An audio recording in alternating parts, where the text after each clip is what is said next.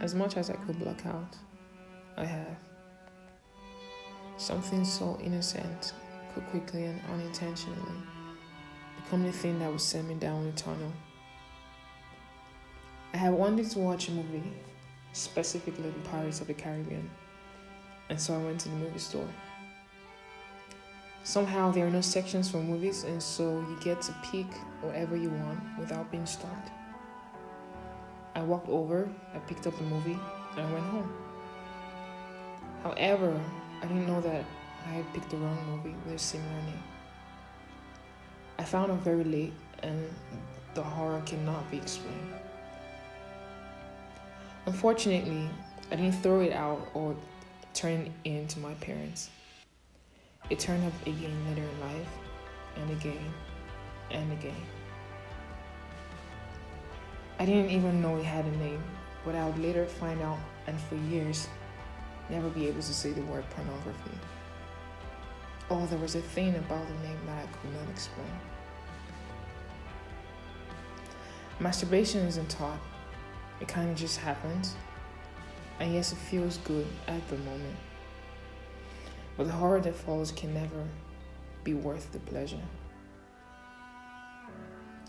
This will go on for years, and for a long time it didn't seem like something that needed to stop, even though I wouldn't have wanted to be caught in the act. I was the perfect child most of the time. I did well in school. I was involved with church activities.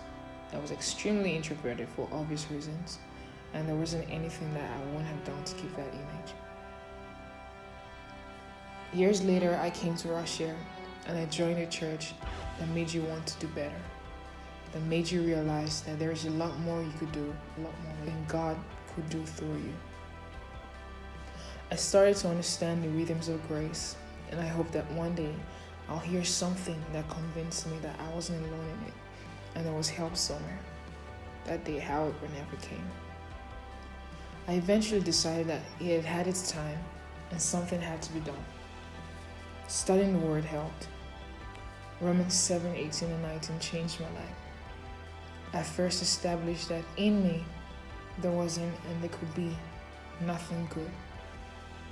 I found comfort knowing that Paul, Apostle Paul, who would do great things in the kingdom, mentioned that, and so I was convinced that there was a way out. The temptations didn't stop, however. They came to you whether or not you were looking for them.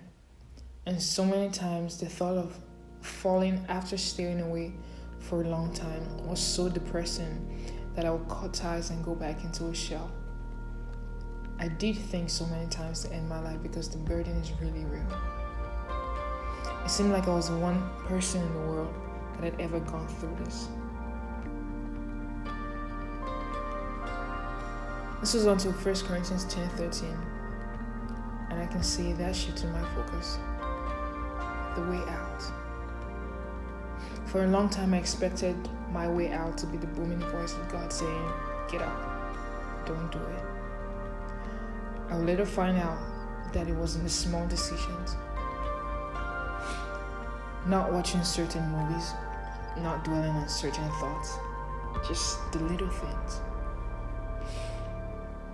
It's been just a little over some years, and I still think I shouldn't have wanted to watch that movie on that day. Maybe, just maybe, it'll be different. In all of this, I've had to listen a lot. I've had to listen to the Holy Spirit. I've had to learn to let the wheels go and let Him drive. I've had to learn to make relationships and surround myself with people I can trust. A sanctified circle, as I've called it. I've had to learn.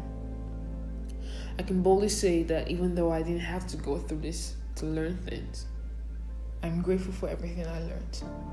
I'm excited for more. I'm excited for where I'm going. I'm excited for how it's taking me there. My name is Adara Newumi, and this is my testimony.